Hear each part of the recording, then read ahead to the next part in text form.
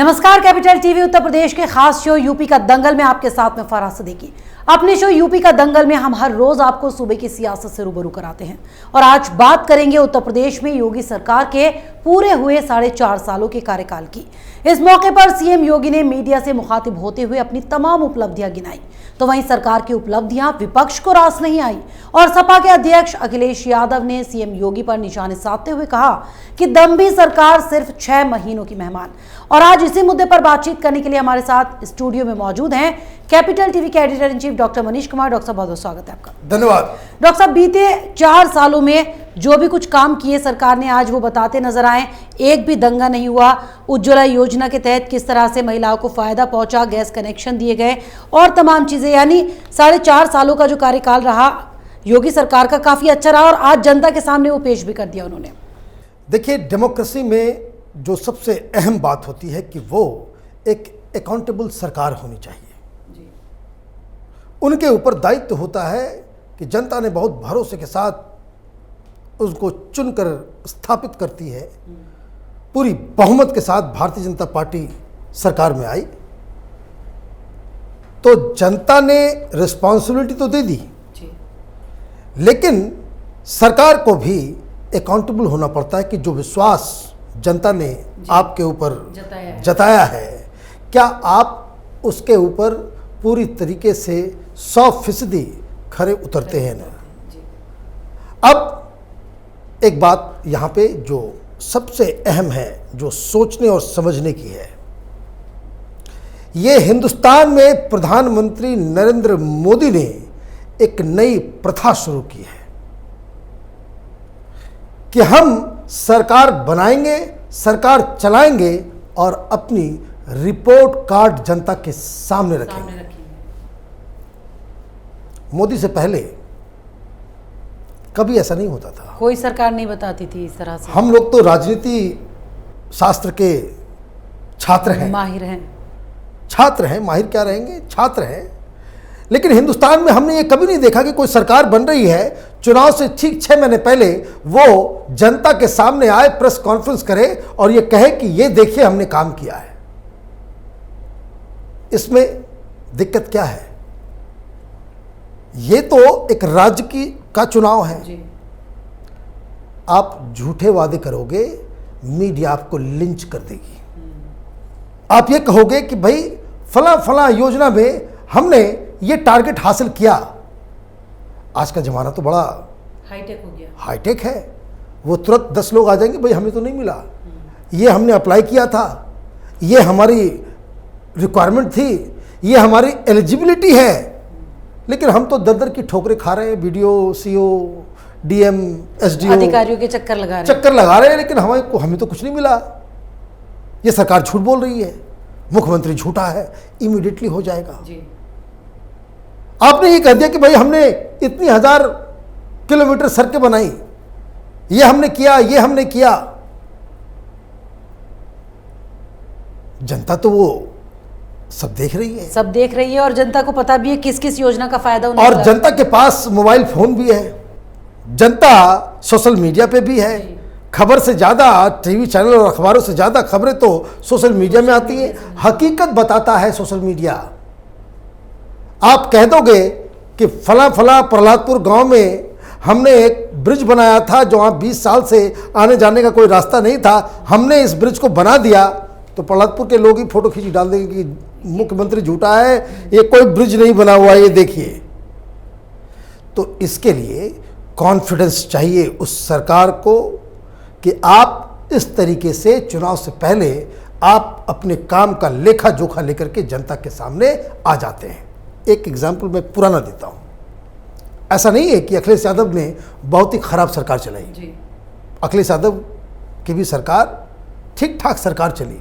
अगर जो हिंदुस्तान में अगर हम ऑन एवरेज देखते हैं, सरकार को देखें तो आप, जैसे मैं बिहार से आता हूं, बिहार में किस तरह से सरकारें चलती हैं वो अच्छी तरह से हम लोग वाकिफ हैं। और उसकी तुलना अगर हम अखिलेश यादव की सरकार से करते हैं तो अखिलेश अच्छी सरकार थी। चीफ मिनिस्टर भी वो उतने बुरे नहीं थे। 5 साल बिना किसी कंट्रोवर्सी के, बिना किसी भ्रष्टाचार के आरोप के इस तरह की चीज़ें हुई हैं।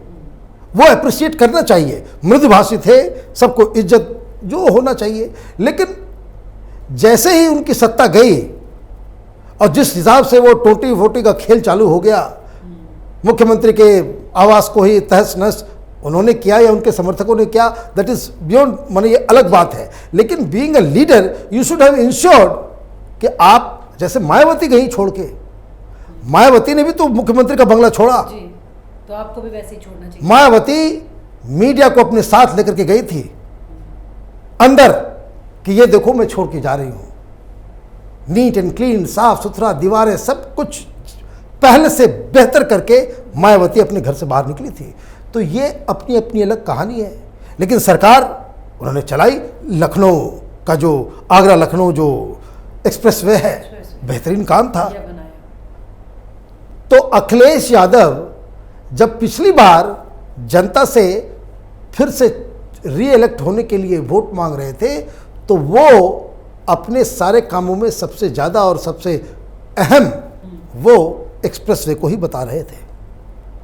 This is what he did. करना भी चाहिए, ठीक ठाक काम उन्होंने किया तो था। अब योगी जी ने तो बहुत काम किए हैं, तो वो तो बताएंगे ही जनता को।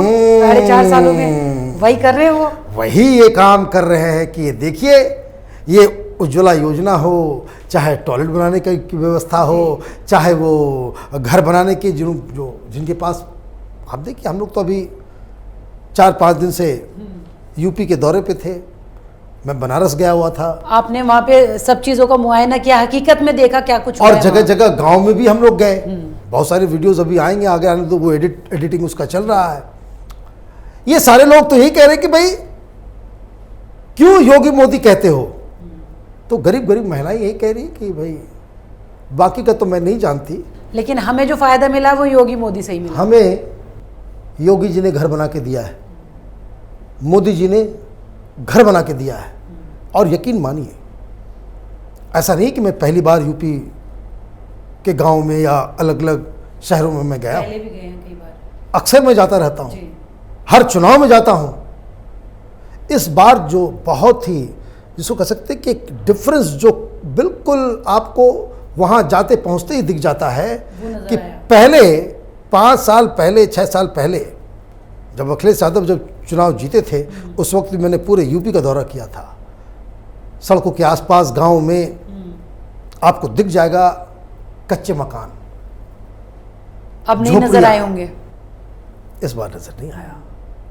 वो सब पक्के हो गए। ये बहुत बड़ा डिफरेंस है। तो वो लोग तो देंगे ही, जब उनको घर दिया है, सब कुछ दे घर दिया है, टॉयलेट दिया है, तो ये सारे लोग और तो और जो डंके की चोट पे भारतीय जनता पार्टी और मुख्यमंत्री योगी आदित्यनाथ को ये कॉन्फिडेंस कि वो अपने कामों को लेकर के प्रेस कॉन्फ्रेंस कर सकते हैं और ये कह सकते हैं कि ये हमने काम किए, उसमें जो सबसे अहम है वो ये है कि कोरोना काल के दौरान जिस हिसाब से योगी सरकार ने गरीबों तक अनाज पहुंचवाया, गरीबों को मोदी सरकार के द्वारा वो जो पैसे बैंक में ट्रांसफर हुए, ये तो चुनाव जीतने के लिए इससे बेहतर कुछ होगा ही नहीं, कुछ और हो ही नहीं सकता।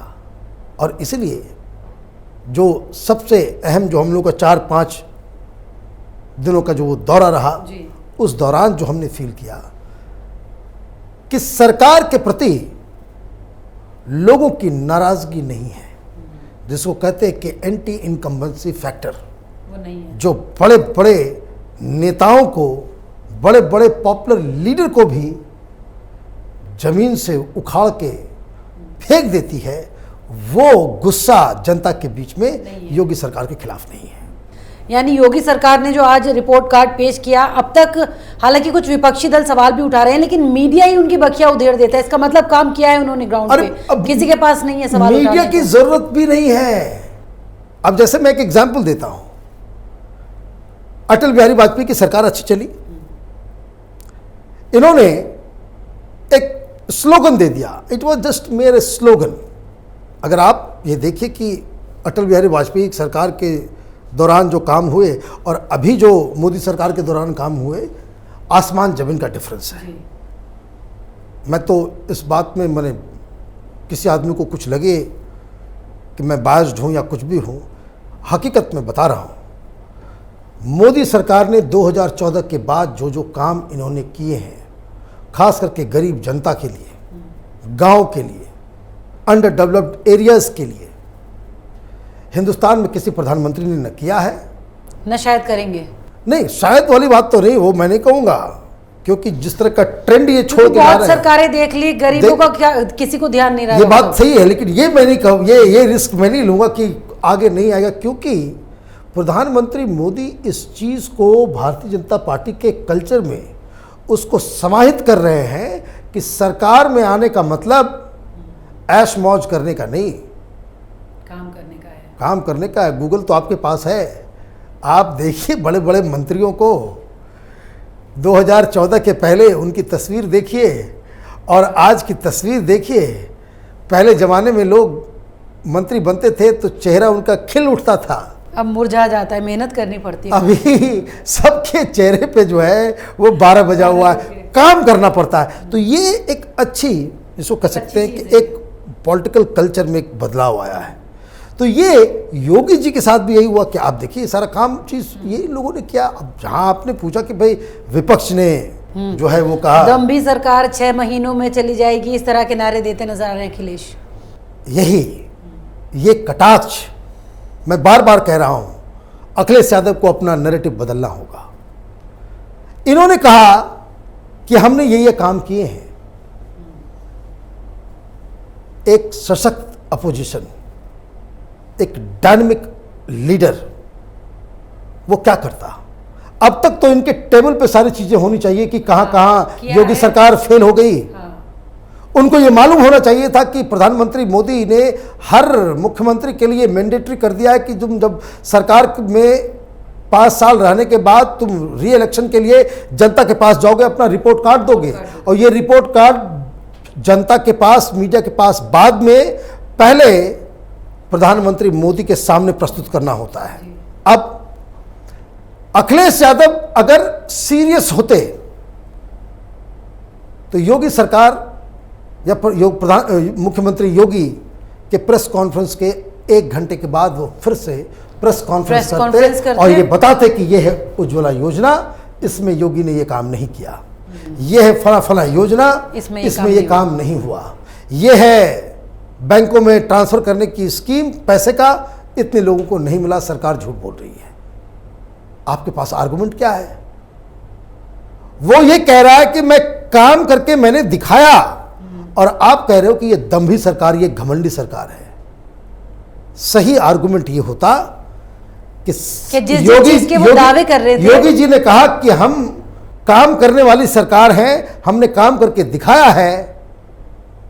आपके पास वो दलील, वो सबूत, वो सच्चाई, वो फैक्ट्स, वो आंकड़े होने चाहिए थे, और आपको ये दम्भी सरकार का बहाना नहीं, आपको ये साबित करना चाहिए था कि ये सरकार नकारी सरकार है, ये कामचोर सरकार है, इसने काम नहीं किया, ये झूठ जो है ये काम कर रही है। तो तब राजनीति को कवर करने में, राजनीति को जानने, तो डॉक्टर साहब ऐसा कुछ मिला नहीं योगी सरकार के खिलाफ। तो यही चीज है, ये दिक्कत जो है अपोजिशन। आपने अब आप कह रही है मिला नहीं, ये बात तो अगर मिलता तो छोड़ थोड़ी देना देते अखिलेश यादव। हाँ, ये बात भी सही है, लेकिन है क्या कि फिर भी आपको उस हिसाब से चीज़ों को रखना चाहिए था, और तभी आप ये कह सकते, क्योंकि देखिए बाकी सारे लोग, एक कांग्रेस पार्टी, प्रियंका वाड्रा, मायावती, वो तो नाम के लिए ही है, ये सब साइड प्लेयर हो गए। ना उनमें चुनाव जीतने की प्रबल इच्छा नजर आ रही है, ना उनके लिए, उसके लिए वो मेहनत भी कर रहे हैं। एक खाना पूर्ति ऐसा लग रहा है कि इलेक्शन है तो अपना बस, ये अभी एक स्टिंग ऑपरेशन आया था अपना दल वालों का है, कि जिसमें वो कह रहे थे कि भाई हमें इतनी सीटें दे दो और सब टिकट मैं बेच दूंगा और उसका पैसा लेकर के बैठ जाएंगे। मुझे तो यही खेल नजर आ रहा है, चाहे आम आदमी पार्टी हो, कांग्रेस पार्टी हो, अरे डॉक्टर साहब, कांग्रेस ने तो सीधे सीधे कह दिया था कि 11,000 रुपए और फिर एक सहयोग की तरह दो, ये वो उन्होंने तो सीधे कहा था। वो नॉमिनेशन में अपना नाम अप्लाई करना है तो 11,000 रुपए दो, तो ये मुझे लगता है कि ये नॉन सीरियस हो गया है। और चैलेंजर इलेक्शन के नाम पे पैसा कमाने का धंधा कि भाई हमारे पास ये 403 सीटें हैं, कितने अपने पास ये कह सकते हैं कि एक एस्टैब्लिश्ड लोकल लीडर्स हैं, 100 होंगे मैक्सिमम, तो 203 सीट तो बेची जा सकती है।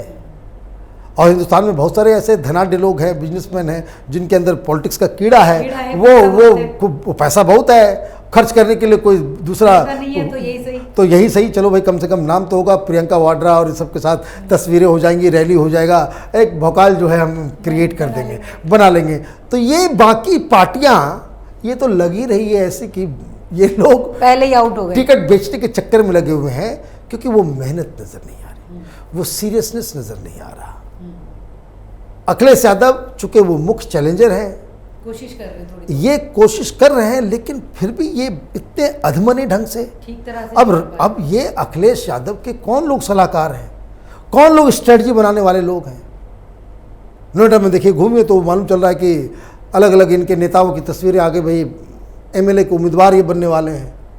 अरे बाबा, आपको नैरेटिव सेट करना होगा। आप अभी तो आपने सही कहा कि भाई सरकार कह रही है कि हमने इतना सारा काम कर दिया, विपक्ष को तो लिंच कर देना चाहिए था, आंकड़ों के साथ, सच्चाई के साथ, तस्वीरों वीडियो के साथ, कि यह है इनकी हकीकत।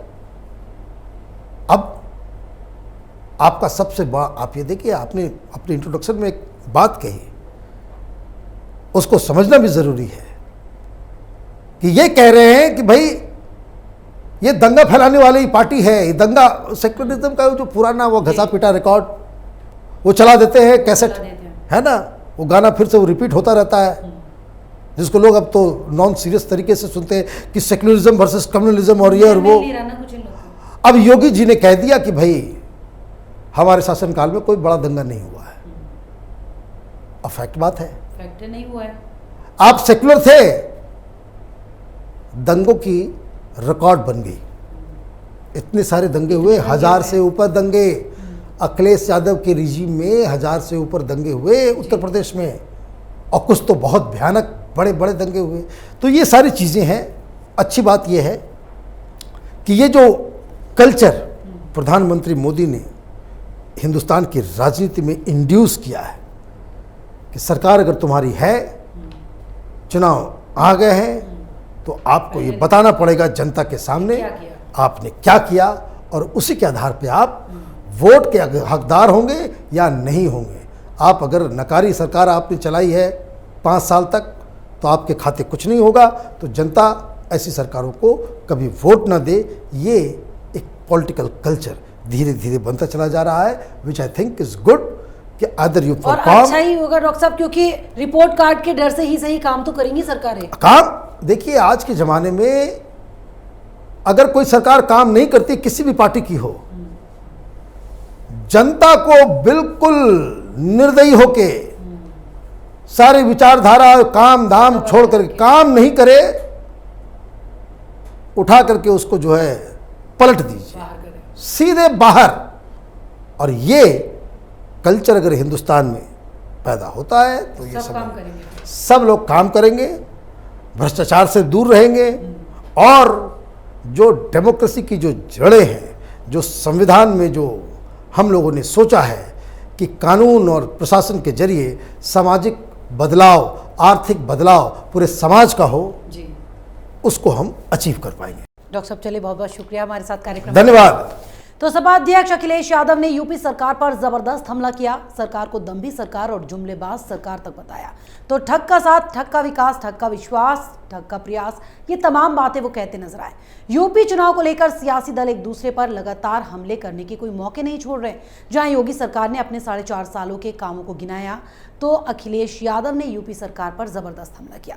ये तो महज अभी शुरुआत है, आगे तो आरोप प्रत्यारोप का दौर और ज्यादा तेज होगा, क्योंकि यूपी का चुनाव बहुत बड़ा चुनाव है। फिलहाल हमारे इस प्रोग्राम में इतना ही, लेकिन अगर आपको हमारे प्रोग्राम पसंद आया तो इसे लाइक करें, शेयर करें, और उत्तर प्रदेश चुनाव से जुड़ी हर खबर को जानने के लिए कैपिटल टीवी के साथ साथ कैपिटल टीवी उत्तर प्रदेश को सब्सक्राइब करना ना भूलें। अगर आपको हमारा वीडियो पसंद आया हो तो इसे लाइक करें, हमारे चैनल को सब्सक्राइब करें, और हाँ, बेल आइकन दबाना ना भूलें। ताकि आप तक हमारे वीडियो की नोटिफिकेशन पहुंचती रहे। आप अपना सुझाव हमें कमेंट बॉक्स में दे सकते हैं। हमारे साथ जुड़ने के लिए शुक्रिया।